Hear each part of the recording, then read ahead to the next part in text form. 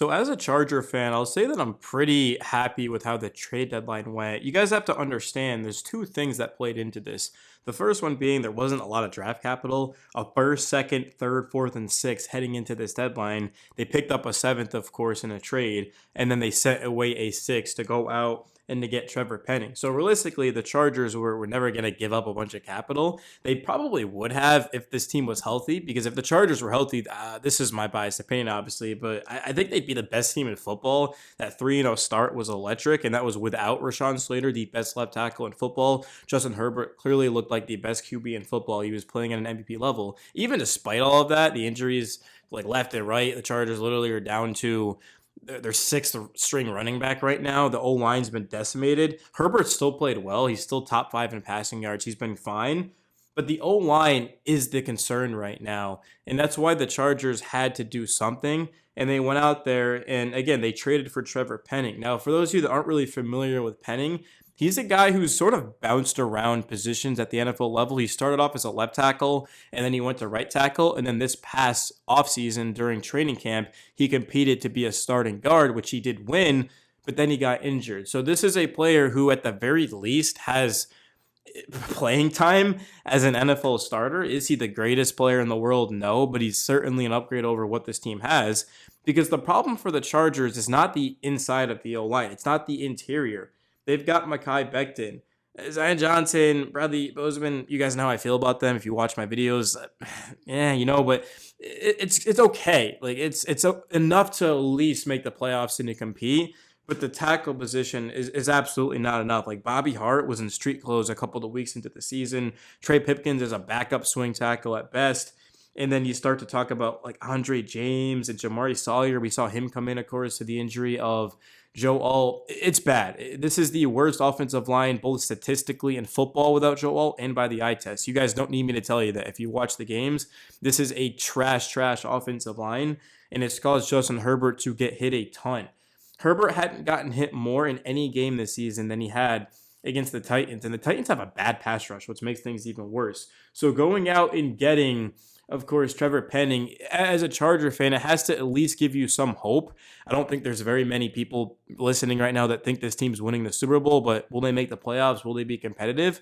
Yes, and that's really all you can ask for. Like the moment Rashawn Slater went down, the season was basically over. And then once Joe Alt went down, it was over, man. Again, I'm still going to make videos. I'm still rooting for the Chargers, absolutely. I'm trying to be optimistic. But again, the team that usually wins the Super Bowl, it's not always the best team. It's the team that stays the healthiest. And for the Chargers, that hasn't been the case. Najee Harris out for the season. Amari Hampton won't be back until after the bye, which is in, 3 weeks? And then we're talking about even the running back behind him. We just saw, of course, another Charger back go down with an injury and be placed on the IR. The reason why Penning ended up being so cheap is because he's an expiring contract, so the Saints didn't pick up that final year of his rookie deal, which sends him into free agency. So the Chargers, they went out there and they were able to get him for a 6th-round pick.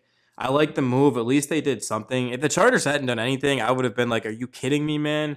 I also would have understood it, though, because, again, this is just a very difficult season to come back from. Like, it's honestly remarkably impressive that this is a 6-3 football team. But also, I know that the Dolphins game, they should have lost that. Justin Herbert made a superhero-like, Hercules-like play. The game against, of course, the Titans, they barely got out of that. You go and you look at the Broncos game, that game-winning field goal. But at the end of the day, you are what your record says, and the Chargers are 6-3. They're just a game behind the best record in the AFC conference, and they also have the tiebreaker on the Broncos, who they'll see, of course, in Week 18, which probably will determine this division. I mean, maybe, I don't know, the Chiefs are still there. The Chargers will see them at Arrowhead Week 15. I mean, the schedule, the final 4 weeks, really the final 5 weeks of the season is going to be against the Cowboys. Have a horrendous defense, but outside of that, like everyone has an elite level defense. So the Chargers, they're going to have to bring it. But if I'm being honest, despite everything I've said, all the complaining I just did, being pessimistic, this team has Justin Herbert.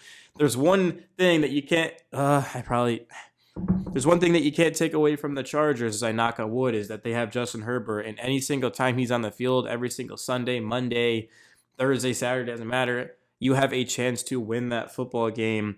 And that's why I'm glad the Chargers at least brought in someone that could play the offensive line at that left tackle position, because you have to be able to protect Herbert. The defense has been bad, not this season or last, but in the Herbert era, it's been awful. But at least with Herbert out there, and as long as he could just find these weapons, I mean, you're going to be able to put up points and win. Last season, the team was built through their defense.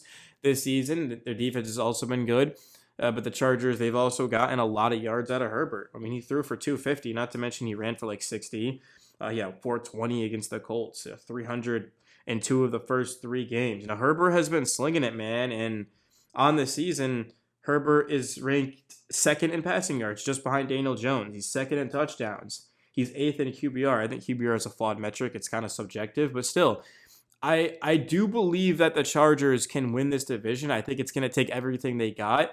A first round bye, I don't know exactly how I feel about that. I mean, I think the Colts are probably going to get the bye in the AFC, but this division, just getting a home field playoff game would be absolutely huge. I know that the Chargers don't have the biggest home field in the NFL because they're in Los Angeles now. They're not in San Diego, but at least it prevents you from having to go to Orchard Park, or it prevents you from having to go to Arrowhead, or it prevents you from having to go to Denver. So it just gives you more of an advantage because the field as well.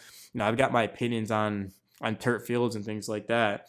Before the Bullets, man, they just have to find a way to win. They have to get to the playoffs, something they haven't done much of in the Herbert era.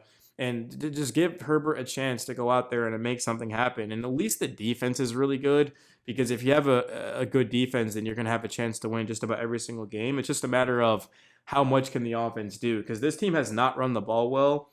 They ran extremely well against the Vikings, but it was non-existent against the Colts because they fell behind early. Against the Titans, Herbert was the run game. Dolphins game, it was awesome. Vidal, of course, Vidal had 124 yards, and then that was kind of it. Hampton had a massive run against the Giants, but there hasn't been any consistency. And when you can't block, then you can't run the ball, because you look at the teams in the NFL that run the ball the best. Well, they win up front and they're able to put the ball on the ground even when teams are expecting run. But for the Chargers, they can't run the ball, and then it sets them up in third and longs, and they're just eventually kind of just become a drop back passing team, which they can get away with in a sense because of Herbert. But again, when he's getting hit over and over again, because if you sit in shotgun, you're asking to get hit over and over again. Why do you think Joe Burrow hasn't been able to stay healthy? Because the Bengals sit in shotgun 24/7, and the Chargers, they've kind of been like that as well. I mean, I know they'll play under center. Don't get me wrong. They'll go 12 personnel. They'll have Matlock out there. They'll have, of course, a couple of the tight ends. They'll have Gadsden out there. They'll even bring in Tucker Fisk.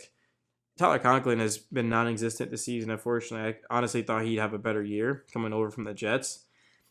But the Chargers, they're not built to play power football. Like, fully healthy, yeah, they could play as well as anyone, but they're not built like to do that right now. So yeah, but let me know your guys' thoughts in the video. Yeah, I mean, it's Trevor Penning at the end of the day. I want to make a video, but like, there's only so much we can say about Trevor Penning. He has been a failed first round pick, but maybe he can make something happen for the Chargers and have a good career here, and maybe even be brought back to have some depth. Because the Chargers, like, best case scenario is Penning holds his own, they bring him back, and they have him as depth, because clearly they need more depth after what we've seen this season. If there's anything to gain from this season in this video, it's that the Chargers need more depth on the offensive line, because it has literally bit them in the ass.